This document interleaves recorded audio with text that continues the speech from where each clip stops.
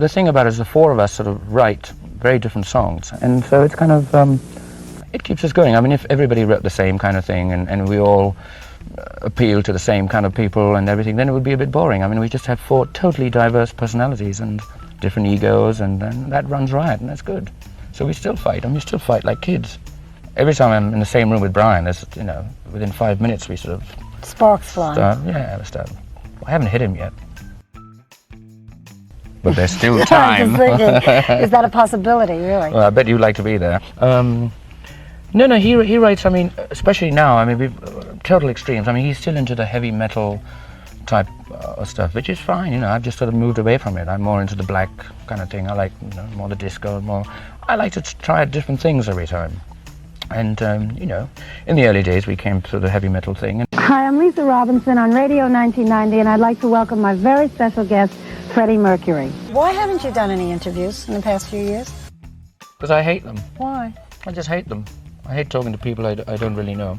It's the media, basically, built me up being a real ogre and a tyrant on stage, because the way I come across on stage, you know, I'm very volatile, and that's the only part they see of me. I mean, if I don't talk to everybody, so they don't really know the real me. And I don't think anybody will. And how does it show itself? I mean, I have tantrums. I mean, you know, if something's not going right, I throw things. I mean, I could destroy a room in about 3 seconds. I used to be able to, but I mean, I don't do that anymore.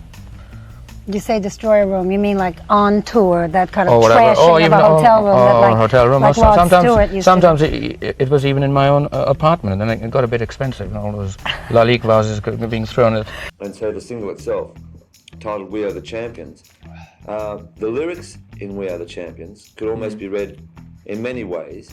Well, you tell me, what do you think? Well, the first time I heard it and I looked at the lyrics, I wasn't sure, because after Bohemian Rhapsody and Night of the Opera, and then it got to the Day at the Races, which wasn't as big an album as perhaps everyone was expecting it to be. But looking, and there was a fair amount of criticism, I didn't quite know whether We Are the Champions was a sort of a subtle thing of saying, well, you may think, you know.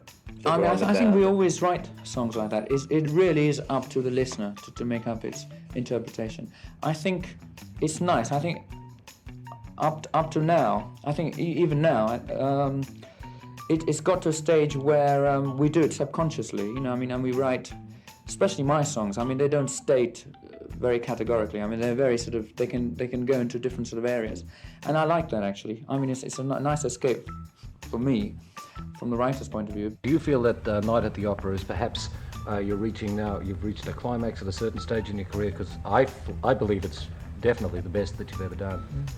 Thanks. I think it's possibly the peak so far, because it's the most successful. But I mean, we hope we're going to get better. It is going to be difficult, especially with Bohemian Rhapsody being as large. Well, a kid wrote me a letter about that and said, I study demonology and satanic things. Why do they use Beelzebub? And I suppose that's a legitimate question. Why do we use it? Yeah. It's just I mean, why do we use anything? I mean, it doesn't necessarily mean I study demonology and things. I just love the word Beelzebub. It's a great word, isn't it? Very camp word when you look at it. Actually, the letter was signed with a cloven hoof at the time. What is that? The same sect. I belong to that. You're sticking pins in effigies. The next single that's coming off Night at the Opera is You're My Best Friend, I understand. And already we're getting a lot of requests for that. But it's entirely different in structure to Bohemian Rhapsody, and that's what makes the album attractive to me, is it This right? is John's song. Yeah. John wrote it. Yes, because I mean that's probably one thing in the group that we all do right, which lends to the variety of our albums. You know, it's a very good thing, I think. There have been several songs on your albums that have been involved with death and all this sort of stuff. Is that just an accidental thing, or? That's Freddie's morbid mind. One of my docile moods, actually.